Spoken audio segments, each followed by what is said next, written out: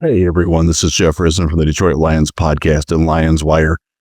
It's week 14. We got the Lions. We got the Packers coming to town Thursday night. Let's go.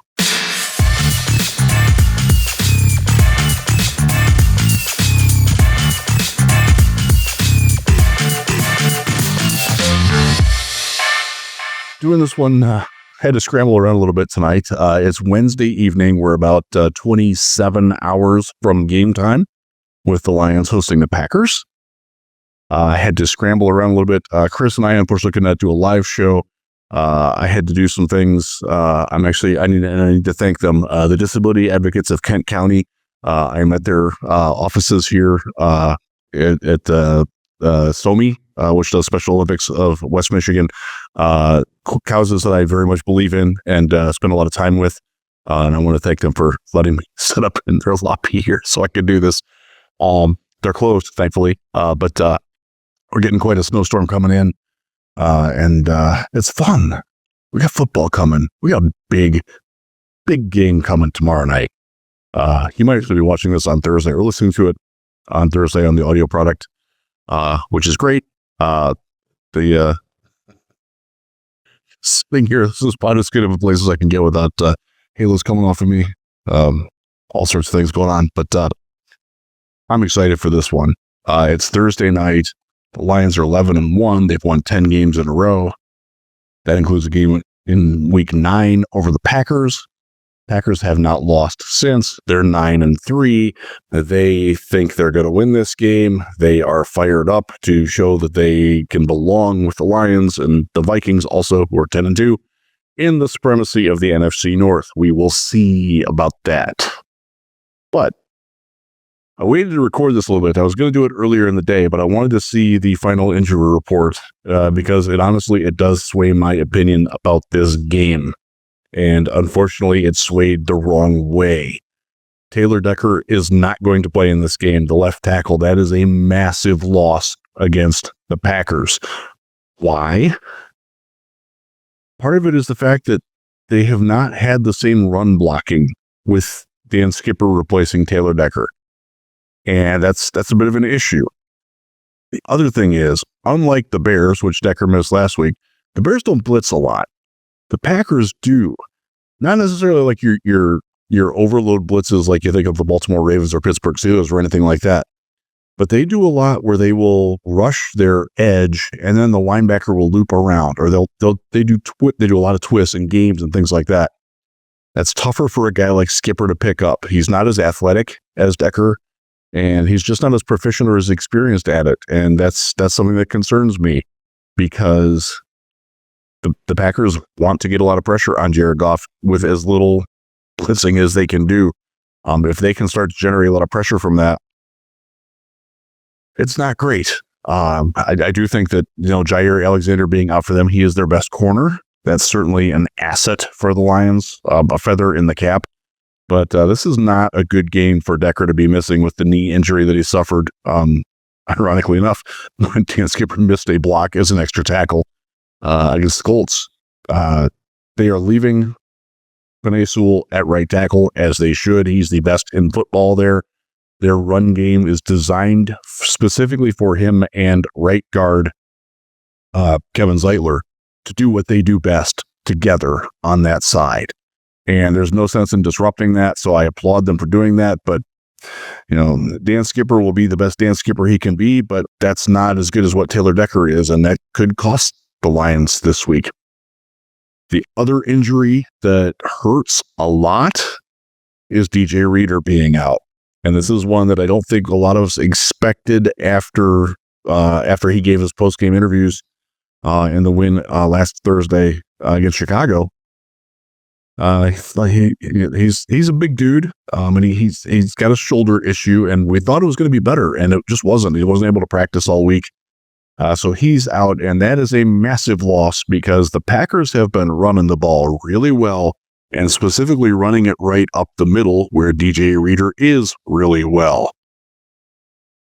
They're going to replace him with Broderick Martin, more than likely. Might see some Miles Adams, Jonah Williams is much more of a kind of an outsider guy. He's going to fill the Josh Paschal role. Josh Paschal's out as well. Williams is sort of that size. He's probably a little bit bigger. He sort of splits the difference between Paschal and Anzarike, who's also out with an injury suffered in against Chicago. Got a lot of injuries on the defensive front, so we're bringing in a lot of reinforcements that have never played together before. Have anywhere between 2 and 6 practices as Detroit Lions, and they're all going to be out there, and they are going to play. You're going to see Jonah Williams. You're going to see Miles Adams. You're going to see Jamal Adams. Probably he could actually be signed to the active roster because not long before I started recording this, the Lions cut Lawrence Strickland, their undrafted rookie safety, who has not played on defense. He's only played on special teams. That's done for a reason. They've got practice squad call-ups that they need, and they also need roster spots to bring in healthy bodies. Somebody that offers more of a defensive impact than what Strickland does. My suspicion is that will be Jamal Adams. Please don't call him a safety. I've heard from a couple of people that he's bigger than David Long and Ezekiel Turner. He's probably pushing 235. He hasn't played as a coverage safety in years. He's here to be a linebacker. He's here to be a Sam. Heard through the grapevine on Tuesday afternoon that he'd been working some backing up Trevor Nowatzki as the Sam backer on the team. So that's probably where you're going to see Jamal Adams. By the way, he's at his best rushing the passer. That's what he's always been best at as a safety. He also used to be a really good slobber knocker of an interior run defender for a safety. We'll see if that translates more with him being a newcomer and seeing how he fits in. But there's a lot of trepidation with how do I say this diplomatically? With Reeder being out, the defensive line outside of Aleem McNeil is not going to be as good at protecting the linebackers. Jack Campbell, Ezekiel Turner, David Long, who I thought played great against Chicago after being sort of rough the first week. I thought he looked really good last week. They're going to get blocked easier than they did against Chicago. And the other thing is that the Green Bay's offensive line is better than what Chicago's was. I know we don't like to give praise to the Bears or the Packers here, but look, they're 9-3 for a reason. They haven't lost since we beat them for a reason. That's going to be a tall order, and I think their run style with Josh Jacobs, the powerful kind of guy that he is inside, without Reeder, they're going to be able to double team Aleem McNeil and probably still get to Jack Campbell at the second level. That's problematic for the Lions' chances. Look, I know it's at home. It's going to be a fun game. It's going to be a raucous crowd. Go freaking crazy. Let them know that, welcome them to Detroit in the way that we can. I want to hear Jared Goff chants. I want to hear a lot of noise when the Packers have the ball. But we have lost the matchup advantage of having a better run defense than their run offense with DJ Reeder out of the game. I do believe that. And that's why, and a spoiler alert, we'll get it out of the way. I think the Packers are going to win this game. Hope I'm wrong. But between just all the losses, not having Anzarike, not having Paschal, and I know that they're not like impact players, but they're important players. And bringing all these new guys in, like at some point, that dam is going to break. And I'm worried that it's going to break on Thursday night against the Packers. I hope not. And even if it does, I do still think the Lions can win by outscoring the Packers in this game. And that's where the positive rub comes from. I'm not sure the Packers are going to be able to stop this offense, even without Decker being in there. The Sonic and Knuckles is going to be an issue for them. Now, their run defense has played a lot better lately. They have gotten stiffer. Interestingly, it was last week they played without Edgerrin Cooper, their really good rookie linebacker out of Texas A&M. By the way, the Lions liked him in the draft. Not enough to draft him, but they liked him as an evaluation. He's out, and that they replace him, and they get bigger and tougher that way. And the way that the Lions offensive line has been playing, we're going to need Skipper. We're going to need Graham Glasgow to play better than he has. He was really good after the first drive against the Colts, the first couple drives. I thought he rebounded and played great. Last week was another down week. He just doesn't have the range in the zone and the zone blocking principles that we need him to do to run as much zone as we're running. We've been running more zone run concepts lately, and hopefully we will get back to the idea of ground and pound a little bit more, some more gap, a lot more duo. I think that will work very well. I think David Montgomery runs better behind that. So let's see what comes out with that. But this is a game where I do think that the Lions are going to have to outscore the Packers. And again, will they? God, I hope so. I really hope so. But so I got to throw this in. One of the reasons why Chris and I can't do this is because he's doing the live show after the game on Thursday, and he just doesn't have time with work. There is going to be a post-game show. Y'all who listen a lot understand what that means. We don't lose when there's a post-game show. So hopefully that carries over better than my prediction. I have not picked the Lions to lose a game since the Seattle game, week 4, and they won that game. So hopefully this isn't a habit, because this is still a very good football team. And that's kind of where I want to go after the prediction here. Lions are still 11-1, number 1 team in the NFC. They are technically the number 1 team in the NFL. They have the number 32 waiver claim. Kansas City is also 11-1. The Lions have played a tougher schedule, a higher degree of strength of schedule that gives them the number 32 overall pick in the 2025 NFL draft. If you like that, go look at mock drafts this week. Dave Brugler put one out today. I actually haven't looked at it yet. I will be reviewing that later. I will have my own Lions-centric mock draft coming probably over the weekend. It's weird playing on Thursdays. I'm sort of out of schedule with my life and what happens in my flow. I will be at Ford Field on Saturday watching my Ohio Bobcats. Hopefully there's one Ohio team that can win a conference. The Buckeyes sure as hell can't. Yeah, go Bobcats, beat Miami. We have never won the MAC title game. We have won bowl games. We have been to the MAC championship game, but we've not won it. So that's where I will be this Saturday. Last Saturday, I was at Ford Field watching high school football. So it's a fun time. Ford Field does great for events. A few weeks ago, Chris and I were talking about stadiums. And I hadn't been in Ford Field. I didn't get to any of the preseason games this year. The Lions, and I don't go to regular season games. I prefer not to. It's a lot easier for me to work from my home office. Just aside from the fact I live 3 hours away, it's a lot easier to manage things. I'm used to it, but I do try to get to at least one game a year. I haven't been yet, but going into Ford Field, I'm like, man, I was probably a little harsh on Ford Field that time. So for those of you who took that too hard, it's still a great venue. Bathrooms were fine. Facilities were good. I got a chance to peek into the locker room where one of the teams was, looking very nice. Like it's still a great facility. It's aging a little bit when you compare it to some of the other stadiums that are out there, but Ford Field, it's got some good years left in it, and hopefully we blow the top off cheering for the Lions. Jared Goff chance, by the way, did break out.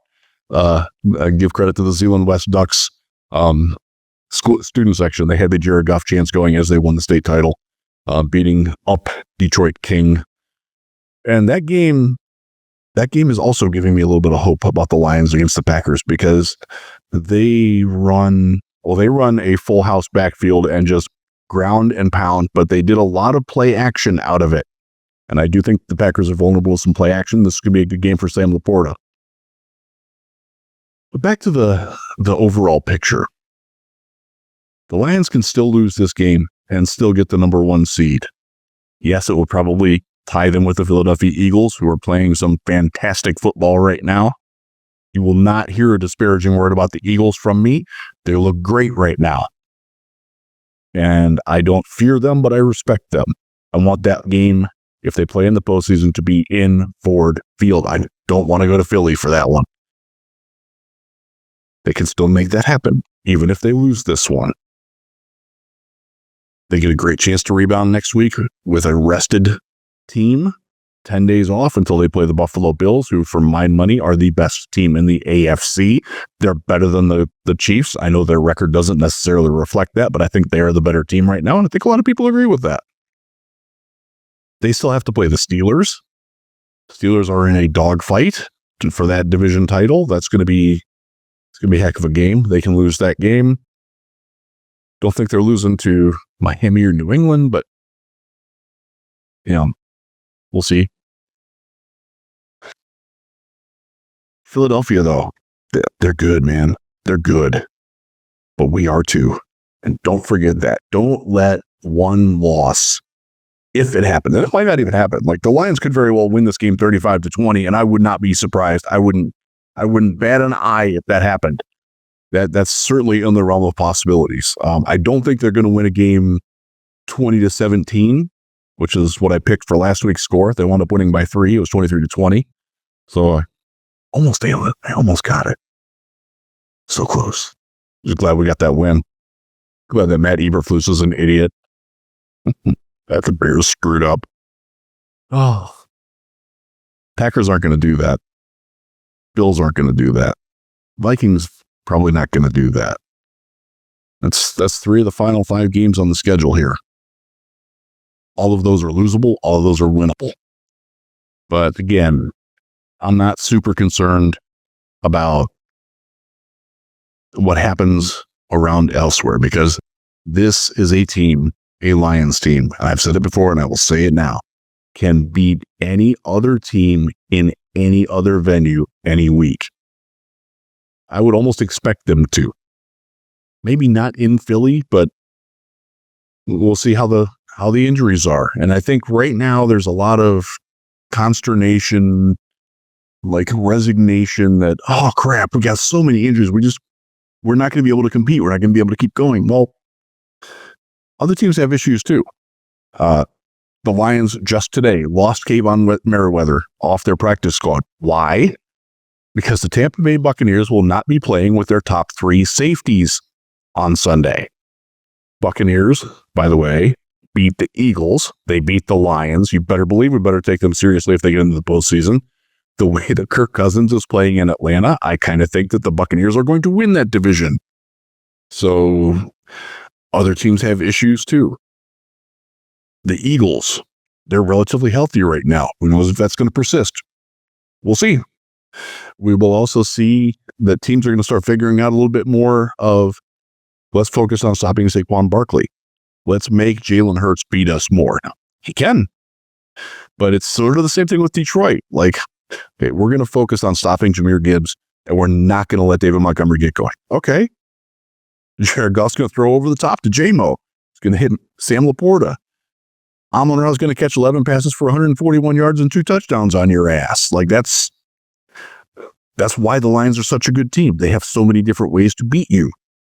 So even if they're not the number 1 seed coming out of the next 2 weeks, and there's a chance they could lose both of these games. I don't think it will happen. I think they're going to go 1-1.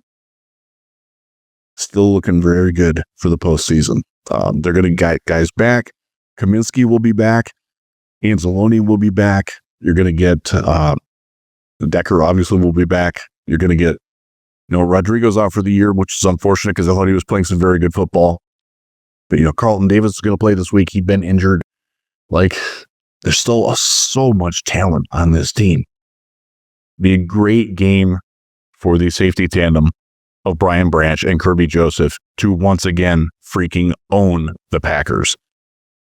They're going to have to play really well against Buffalo, too. Josh Allen is a different animal, but we'll get to the Bills. I'm excited for this stretch run. I'm feeling really good about the Lions. Again, they might lose one of these next games. It's okay. It's not time to go, jump in the snow naked and do weird things. Not panicking. Be all right. This is still a great football team. It is a very well-coached football team at all levels, all disciplines. As much as I like to give Ben Johnson some crap, he's still a schematic genius. I'm not crazy about his play calling sequencing sometimes, but the way that he dials up the creativity that he shows with his offense, I'd hate to be a defensive coordinator trying to plan to play the Lions. Like, what do I do? Because Penei Sewell might throw a pass. He might line up. He might take a snap at fullback. Who knows? Like, there's so much that they can do. Gets me excited going. All the possibilities that they can do. So, Ben Johnson, Aaron Glenn, Dave Phipp on special teams. We're in such good coaching hands. Again, it's not the end of the world if they lose, but damn, it'd be a lot better if they won. And there's a chance they can win. So I like to do this. If they played 100 times, I think the Lions would win. What did I say? I think I said they would win 54 of them. But I'm worried that tomorrow night will be one of the 46. Doesn't mean that I'm down on the team. Doesn't mean that I want them to lose. Now, there's a lot of people that, oh, you picked them to lose. Well, yeah, they're not going to win every game. It'd be great if they did. And they can actually win every game. They could still go 16-1. Again, I would not be surprised at all by that. But just be prepared. Don't swing too far to the one side. Like, oh my God, we've got all these injuries. Now we've lost to the Packers. They're still in the title. Oh, the Vikings are going to tie us. We don't play them till last week. Like they could theoretically catch us because they have an easier schedule. Like, it'll be okay. It really will. Hopefully, in about 27 hours, Chris is going on about a Lions win. We're celebrating being 12-1, running away with the number 1 seed. By the way, that would clinch the playoffs. A win tomorrow night clinches a playoff berth. Week 14. 4 more games to go. And the Lions are already in the playoffs. Heck, there are plausible scenarios where they get in even if they lose. So excited about this team. I feel great about it. You know what? I'm going to cut it there. Let's go Lions. Give me a Jared Goff chant. As you all know, I only like it when it's at football games. Like, I don't want to hear it at Red Wing games. I don't want to hear it at high school basketball games. It's just weird. Give that Jared Goff. Let's go Lions. Jeff Risdon signing out.